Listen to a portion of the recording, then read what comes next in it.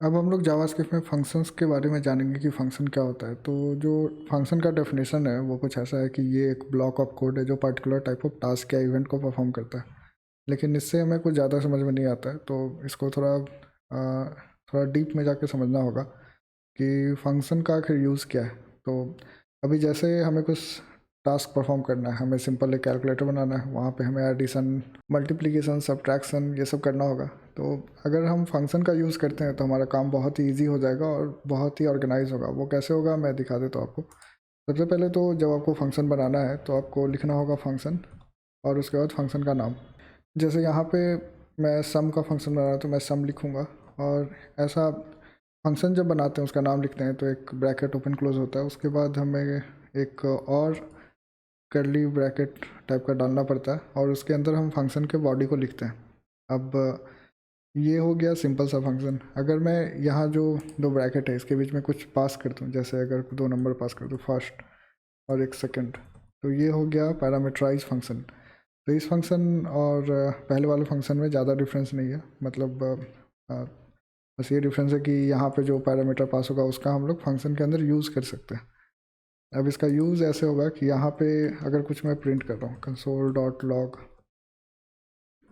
यहाँ पे मैंने लिखा सम फंक्शन,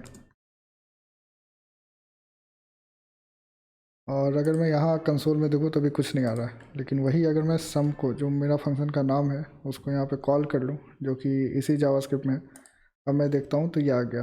तो फंक्शन है कि जब मन करे आपको इसको बुलाइए, जब मन करे नहीं बुलाइए, ऐसा कुछ रहता है।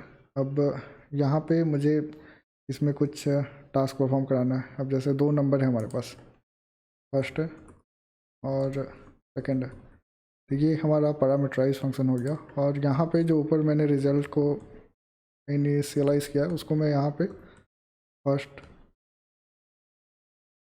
और सेकंड लिख दूँगा और ठीक यहाँ पे मैं इसे प्रिंट करा लूँगा। अब जब मैं देखूँगा तो ये नॉट ए नंबर बता रहा है। ऐसा इसलिए बता रहा है क्योंकि यहाँ पे जब मैं फंक्शन को कॉल कर रहा हूँ तो यहाँ पे फंक्शन के अंदर जो पैरामीटर है मुझे यहाँ पे पास करना होगा। जैसे अगर मैं यहाँ पे 20 और 30 पास करूँ, अब जब अगर मैं आके देखता हूँ तो ये 50 आ रहा है।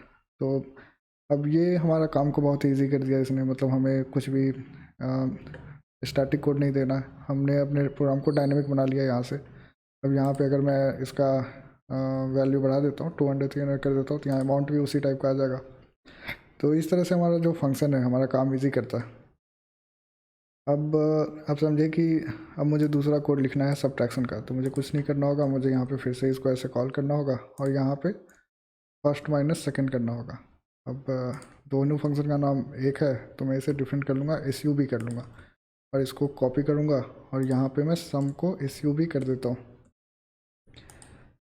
अब जब मैं यहाँ पे आके देखूँगा तो ये 500 माइनस 100, मतलब हमारा एडिशन और सब्ट्रैक्शन एक साथ बहुत ही ईजिली हो गया। तो इस तरह से हम लोग फंक्शन को क्रिएट करते हैं और ये एक छोटा सा एग्जांपल था फंक्शन के लिए। इसमें और भी बहुत कुछ है एक्सप्लोर करने के लिए। जैसे मैं कंसोल डॉट लॉग को हटा देता हूँ और यहाँ पे मैं रिटर्न कर लेता हूँ, रिटर्न रिज़ल्ट कर लिया मैंने। अब इसमें क्या होगा कि अगर मुझे यहाँ पे प्रिंट कराना, मतलब नीचे प्रिंट करना कंसोल डॉट लॉग, अब रिज़ल्ट लिखा मैंने। अब यहाँ पे मैं अगर एस यू बी को पास कर दूँ, एस यू बी पास करता हूँ और इसके अंदर कुछ वैल्यू पास कर देता हूँ, जैसे 600 और 200, तो देखते रिजल्ट क्या आता है। रिजल्ट आया 400। तो यहाँ क्या हुआ कि ये जो फंक्शन है ये रिटर्न कर रहा है रिजल्ट को। तो इस तरह से फंक्शन रिटर्न भी कर सकता है, और अगर मैं चाहूँ तो इस फंक्शन को यहाँ पे किसी कांस्टेंट या वेरिएबल में लगा सकता हूँ। जैसे कांस्टेंट माई रिज़ल्ट आर एस करके मैंने लगा दिया और यहाँ पे मैंने एस यू बी कुछ वैल्यू पास कर दिया, जैसे 500 और 100 करके कुछ वैल्यू पास कर दिया मैंने। और यहाँ पे मैंने सब को नहीं कॉल करके माई आर एस को कॉल कर लिया। अभी मैं देखूँगा तो रिज़ल्ट सेम आएगा।